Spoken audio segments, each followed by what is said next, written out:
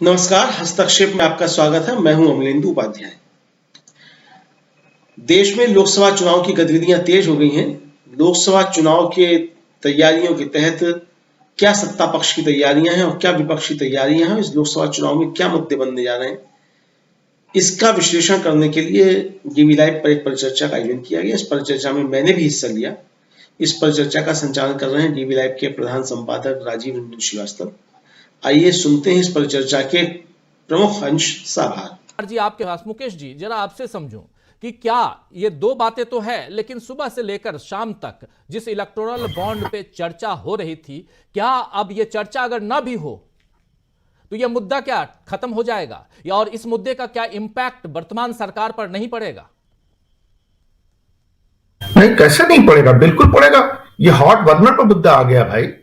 अब आप देखिए कि जो सरकार की कोशिश थी 15 फरवरी को, जो सुप्रीम कोर्ट का फैसला है, सरकार क्या चाहती थी? सरकार चाहती थी उसको किसी तरीके माफ कीजिएगा, उसको किसी तरीके से ठंडे बिस्तर में डाल दिया जाए, राइट, ठंडे बस्ते में डाल दिया जाए। सुप्रीम कोर्ट ने कहा कि नहीं, ये नहीं होगा, आपको हमें बताना पड़ेगा। अब सवाल ये है कि सरकार, देखिए ये बड़ी साफ सी बात है कि एसबीआई ने जो कुछ भी सुप्रीम कोर्ट में एप्लीकेशन दी डेडलाइन से 2 दिन पहले, वो सिर्फ और सिर्फ सरकार के इंस्ट्रक्शंस पे, उसके आदेश पे, सरकार के मंशा को पूरा करने के लिए दी। इसमें किसी को भी डाउट होगा मुझे नहीं लगता, चाहे वो सरकार का समर्थक हो या नहीं हो, लेकिन किसी को इस पर डाउट नहीं लग सकता। सबको मालूम है कि सरकार कैसे काम करती है और बगैर सरकार के इशारे के ये चीज हो ही नहीं सकती। दूसरी बात कि सरकार क्यों ये चाहेगी कि जो सुप्रीम कोर्ट ने कहा है, जो सुप्रीम कोर्ट ने आदेश दिया है, उस आदेश का पालन नहीं हो, और कम से कम चुनाव तक तो बिल्कुल नहीं हो। वजह साफ है, सरकार को साफ दिख रहा है कि एक ऐसा पेंडोरा बॉक्स है, एक ऐसा घोटाला है भाई। इलेक्ट्रल बॉन्ड व्हाइट में लिया गया वो पैसा है जिसका अमाउंट एक 16,000 करोड़ यानी 160 अरब रुपए का ट्रांजेक्शन हो रहा है। व्हाइट का ट्रांजेक्शन है ये, हमें ये बात समझनी है, कोई काला धन नहीं है, एक तरीके से ये व्हाइट सफेद धन है। अब उस सफेद धन के बारे में सुप्रीम कोर्ट ने जो बातें कही कि भाई इन्हीं आधार पे आपको इन बातों को डिस्क्लोज करना चाहिए, चाहे वो राइट टू इंफॉर्मेशन हो, चाहे वो आर्टिकल 14 की बात हो। उसके बाद अब सरकार की हवा क्यों खराब है, क्यों नहीं चाहती सरकार इस चीज? और गौर की जगह यहां एक और इंस्टेंस, सुप्रीम कोर्ट का फैसला इलेक्ट्रल बॉन्ड पे आता है, उसके बाद चंडीगढ़ का डेवलपमेंट होता है, वो भी सुप्रीम कोर्ट का ही इंस्ट्रक्शन है, फैसला है, सुप्रीम कोर्ट ने उसको किया। तीसरा फैसला आता है ज्ञानवापी का। प्रधानमंत्री जी के पास ज्ञानवापी के फैसले की तारीफ करने के लिए और ये कहने के लिए शब्द हैं कि साहब सुप्रीम कोर्ट ने न्याय की लाज रख ली, बहुत सिग्निफिकेंट वर्ड है ये। तो भैया उससे पहले भी तो न्याय की लाज रखी गई और संविधान की लाज रखी गई, तो कभी उसको भी आपने जरा सा एप्रिसिएट कर दिया होता। क्या ये दोनों फैसले इलेक्टोरल बॉन्ड के हों, चाहे चंडीगढ़ का म्यूरल इलेक्शन हो, ये क्या बगैर सुप्रीम कोर्ट के इंटरवेंशन के हुआ है? तो अगर सुप्रीम कोर्ट ने लाज रखी थी, न्यायपालिका ने लाज रखी थी, न्याय की लाज रखी थी, तो भैया ये चीज तो उस ढंग से होनी चाहिए थी, नहीं हुई। हम सब जानते हैं उसके पीछे क्या पॉलिटिकल नैरेटिव है। सरकार कैसे ये कह देगी जो चीज उसके खिलाफ जाए कि नहीं बड़ी अच्छी हो रही है, संविधान की रक्षा हो रही है, और जो हमने गलत किया हमारी कलई खुल जाएगी, हम उसके लिए भी ताली बजाएंगे, ये कतई नहीं होने वाला ना लगे हाथ। दूसरी बात ये कि जैसा अभी दीपक जी ने कहा कि भाई आज उनको कंटेम्प्ट करना। देखिए एक चीज मैं बताऊं आपको, जो मैं ऑब्जर्व कर पा रहा हूं कि सुप्रीम कोर्ट बहुत गार्डेड तरीके से इलेक्टोरल बॉन्ड के मुद्दे पे आगे बढ़ी है। अगर आप गौर करें तो आज, यस बात बिल्कुल ठीक है डॉक्टर दीपक की कि भाई उनको आज कंटेम्प्ट का नोटिस आज ही लेना चाहिए था, क्योंकि कंटेम्प्ट तो हो चुका है। अब सुप्रीम कोर्ट क्या चाहती है? सुप्रीम कोर्ट कंटेम्प्ट की सजा नहीं देना चाहती। सुप्रीम कोर्ट का मोटिव क्या है? देखिए इस बात को भी हमें एप्रिसिएट करना चाहिए। सुप्रीम कोर्ट चाहती पहले जानकारी दो, तुम्हारी कंटेम्प्ट की पिटीशन हमने खत्म तो नहीं कर दी, डिसमिस तो नहीं कर दी, क्वैश तो नहीं कर दी, पहले जानकारी दो, पहले जो हमने इंस्ट्रक्शन दिया उसको फॉलो करो। ये एक अच्छा तरीका, एक वाइज अप्रोच है, मुझे ऐसा लगता है। दूसरी बात इसी में जुड़ी हुई, जिसके अभी तक सुप्रीम कोर्ट खामोश बैठा है, जब से ऑर्डर दिया था तब से और आज की भी कार्रवाई के बाद, ये है कि आप देखिए कि इलेक्टोरल बॉन्ड को जब सुप्रीम कोर्ट ने अनकॉन्स्टिट्यूशनल ठहरा दिया, यानी जो पैसा राजनीतिक दलों को अवैध है, तो अभी ये उसका ऑर्डर बचा हुआ है कि भाई साहब अवैध पैसा है तो जाएगा कहां? क्या आप अवैध पैसे को, कल तक आपने रिश्वत खाई, आज कह देगी कोई कोर्ट कि नहीं साहब आप रिश्वत नहीं खा सकते या इस तरीके से नहीं खा सकते, लेकिन आप रिश्वत का जो पैसा लेकर के अपने पास बैठे रहिए, उससे एंजॉय कीजिए। उस मायने में ये फैसला अभी अधूरा है, यानी इसका कोई और चीज अनफोल्ड होनी है। अभी जो फिलहाल चीज है वो ये है कि सुप्रीम कोर्ट ये चाहती है कि सबसे पहले पब्लिक डोमेन में चीजें आए, जो भी इन्वेस्टिगेटर्स हैं, नॉन गवर्नमेंटल, नॉन गोदी मीडिया टाइप के, वो लोग अपना दिमाग लगाएं, वो लोग चीजों को रिवील करें अगर करना चाहें तो, और ताकि देश की जनता को पता चले कि वाकई में इलेक्टोरल बॉन्ड के नाम पे किस तरह का घोटाला हुआ है और कैसे बीजेपी ने उसका वारा न्यारा किया है। 2/3 शेयर आपको बीजेपी को मिल रहे हैं ना। सुप्रीम कोर्ट ये चाहती है कि मेन ऑब्जेक्टिव ये है, और कितनी सख्त डेडलाइन है आप देखिए। जो इन्होंने बगले झांकने की कोशिश की थी, हमें इसकी मैचिंग करनी पड़ेगी, बोला कोई जरूरत नहीं मैचिंग करने की, मैचिंग होता रहेगा आगे, पहले डाटा तो दो। अब देखिए इसमें इंटर एरिया मीनिंग क्या है कि मैचिंग आगे होता रहेगा, पहले डाटा दो, डाटा को पब्लिक डोमेन में डालो।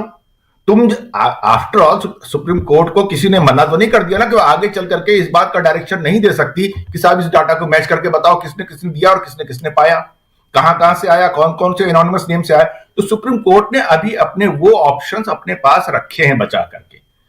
उसने ये जो सबसे पहली स्टेज है आपने अनकॉन्स्टिट्यूशनल करार दिया, उसके बाद आपने कहा कि भाई साहब ये जानकारी सबके पब्लिक डोमेन में डालिए। जिम्मेदारी किसको दी? इलेक्शन कमीशन को। इलेक्शन कमीशन का ये काम है, और आज के भी फैसले में ये बात कही गई है, क्लियर कट कहा गया है कि वो 2019 में जो इंस्ट्रक्शन आपको दिए गए थे, जो इंटरिम ऑर्डर दिया गया था, उसमें दोनों ही बातें हैं। यानी जिस समय वो ऑर्डर दिया गया था उससे पहले का जो डाटा है वो दीजिए, और उसके बाद का जो डाटा है उससे भी प्रॉपरली मेंटेन करके रखिए, अप टू डेट करके रखिए। तो ये बात जब सामने आ गई तो अब सवाल यह कि सरकार चाहेगी क्या? क्या सरकार की मंशा इस डाटा को डिस्क्लोज करने की है? नहीं है। अब यहां से मेरा एक सवाल पैदा होता है, मुझे इस बात का डर है। डर यह है, और इस प्रमाइस पर डर है कि हमारे समाज में एक दस्तूर चला आता है कि चोर चोरी से जाए लेकिन हेरा फेरी से न जाए। मुझे अभी भी इस बात का गंभीर शक है कि क्या ये सरकार कल शाम तक सुप्रीम एसबीआई के जरिए डाटा फर्निश कर देगी, या अभी से लेकर के कल शाम तक कोई और नया पैतरा ढूंढने की कोशिश की जाएगी और फिर किसी वकील को खड़ा किया जाएगा कहीं। मुझे इस बात का डर है। और डर क्यों है? मैंने आपको रीजन बताया, उसके पीछे लॉजिक ये है कि यही लोग, इनको अच्छे से पता था कि हाँ भाई ये सुप्रीम कोर्ट का ऑर्डर है, इस ऑर्डर को हमें मानना पड़ेगा, नहीं मानेंगे तो हमारे खिलाफ कंटेम्प्ट की एक्टिविटी हो सकती, कार्रवाई हो सकती है। तो ये इन्होंने फिर भी हिम्मत कैसे जुटाई? ये ताकत आई कहां से, आती कहां से? किसी भी व्यक्ति के पास, किसी भी राजनीतिक दल के पास, नेता के पास, हमारे आपके पास ताकत आती कहां से? ताकत आती है जब आपको ये लगता है कि कोई मेरा बाल बांका नहीं कर सकता। जब आप सत्ता की तरफ से उन अधिकारियों को इस बात का प्रोटेक्शन देने की स्थिति में होते हैं कि तुमको जो मैं कह रहा हूं वो करो, तुम्हारा कोई बाल बांका नहीं कर सकता। यानी आप देखिए कि जो आज की तारीख में एसबीआई के सीएमडी या चेयरमैन कम मैनेजिंग डायरेक्टर हैं, उस व्यक्ति को एक्स्ट्राऑर्डिनरी तरीके से एक्सटेंशन दिए गए। ये बात इस बात का इंटरकनेक्शन है। ऐसा नहीं कि हवा में ही है, खाली साहब दे दिया आपने इंस्ट्रक्शन, आपके हाथ में था। नहीं, आपने क्यों दिया उनको एक्सटेंशन? इसलिए दिया क्योंकि जैसे आप कहें आपकी कठपुतली की तरह वो काम कर सके। और ये कठपुतली की तरह काम करने का जो तरीका है, ये तरीका हमारी डेमोक्रेसी के फंडामेंटल्स के बिल्कुल खिलाफ जाता है।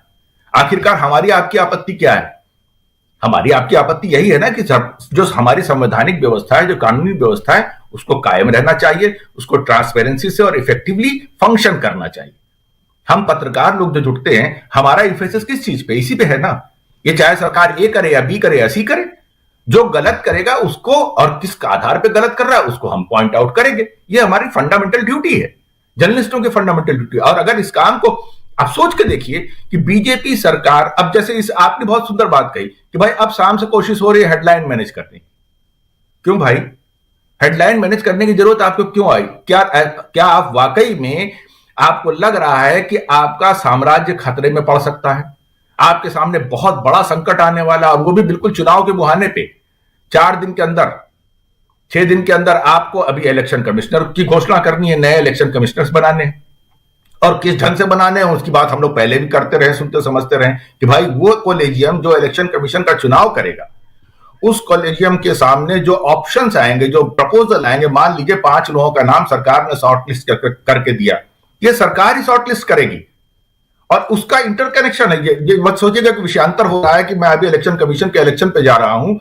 उसका इंटरकनेक्शन है इसी इलेक्टोरल बॉन्ड से कि ये लोग जो अभी तुरंत आएंगे, ये आखिरकार जो सुप्रीम कोर्ट की मंशा है, उस मंशा को कैसे फुलफिल होने देंगे, होने भी देंगे कि नहीं होने देंगे। फर्ज कीजिए कि कल अगर किसी वजह से कोई ऐसी टांग अड़ा दी गई, कोई ऐसा नुक्ता निकाल लिया गया, वाजिब हो गैर वाजिब हो समय तय करेगा, लेकिन हम किसी वजह से कल शाम को 5 बजे तक जो ऑफिशियल टाइम दिया गया है कि साहब आप दिन के ढलने तक आप ये जानकारी फर्निश कीजिए इलेक्शन कमीशन के पास, और नहीं किया तो फिर कंटेम्प्ट करोगे ना, फिर एक पिटीशन आदमी डालेगा, फिर 4 दिन बाद 6 दिन बाद की डेट लगेगी। तब तक क्या होगा, नया इलेक्शन कमीशन आएगा।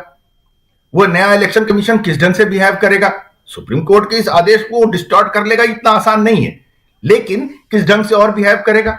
कहीं कोई आप ऐसा पेस तो नहीं खेल लोगे कि नहीं साहब इनसे हमने तुरंत पोल शेड्यूल का अनाउंसमेंट करा दिया और फिर कह दिया कि नहीं साहब अब तो फलाने ढंग से मॉडल कोड ऑफ कंडक्ट का वायलेशन हो जाएगा, अभी हम जानकारी नहीं दे सकते, इससे लेवल प्लेइंग फील्ड डिस्टर्ब हो जाएगी वगैरह वगैरह। होगी कि नहीं होगी, आगे चल करके क्या तय होगा अभी नहीं मालूम, लेकिन जब आपको थोथी दलील दे करके मामले को डेफर करना है वकालत में, यह बड़ी सामान्य चीज है। वकील को अगर ये इंस्ट्रक्शन दे दे उसका क्लाइंट कि किसी तरीके से मामले को डेफर करो, तो वही जुगत वो लगाता है कि कैसे हमें अगली डेट मिल जाएगी, अगली डेट मिल जाएगी, अगली डेट मिल जाएगी। तो ये एप्रीहेंशन आज की इन गतिविधियों के बाद, सुप्रीम कोर्ट के साफ साफ ऑर्डर के बाद ये एप्रीहेंशन बना हुआ है कि क्या सरकार ऐसा कौन सा पैतरा, और मुझे लगता है हम पैनल में बैठे लोग हैं, अगर कोई और व्यक्ति भी इस मामले में कयास भी लगाए तो बहुत अच्छा है, हम समझते हैं उससे वो चर्चा आगे बढ़ सकती है कि भैया क्या सरकार के पास ऐसे ऑप्शन है जिसके माध्यम से वो इस बात के लिए जी जान लगा देगी। आशा है ये वीडियो आपको पसंद आया होगा। इसको ज़्यादा से ज़्यादा शेयर करें, लाइक करें, सब्सक्राइब करें चैनल को, फेसबुक पेज को फॉलो करें और ज़्यादा से ज़्यादा इसको सब्सक्राइब करें।